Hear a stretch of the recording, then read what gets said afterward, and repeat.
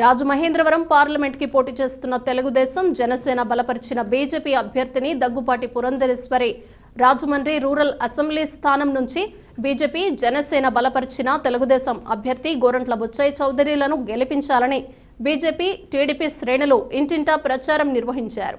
కోలమూరు కొంతమూరు గ్రామాల్లో నిర్వహించిన ఇంటింటి ప్రచారంలో Rajahmundry assembly BJP incharge Saripalli Achyuta Rammohan, rural incharge Santosh Singh, rural assembly BJP co convener Yanapu Yesu, మండల NVBN Achari, IT cell convener Padala Hadiram, Tambarao, SC Morcha నాయకులు శేషాద్రి, రమేష్, సురేష్, యువ మోర్చా నాయకులు శివ, ఆకుల నర్సవేణి, స్వామి సూర్యకిరణ్, టీడీపీ నాయకులు బలగం కిరణ్, రామకృష్ణ, సురేష్ తదితరులు పాల్గొన్నారు.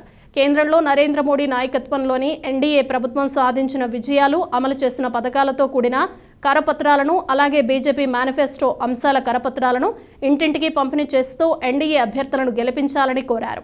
ఈరోజు రాజమండ్రి రూరల్ అసెంబ్లీ నియోజకవర్గంలో కొంతమూరు ప్రాంతంలో ఈరోజు మన షణ్ముఖపేటం దగ్గర నుంచి కూడా బీజేపీ ఇంటింటి ప్రచారం మొదలైంది. ఆల్మోస్ట్ మేము మొత్తం నియోజకవర్గంలో కవర్ చేసాం. ఈరోజు ఈ ప్రాంతానికి వచ్చి ఈ ప్రాంతాన్ని కవర్ చేస్తున్నాం. మా కార్యకర్తలు కూడా నాయకులు కార్యకర్తలు కూడా ఈ విధంగా ఈరోజు బీజేపీ ప్రచారం జరుగుతుంది.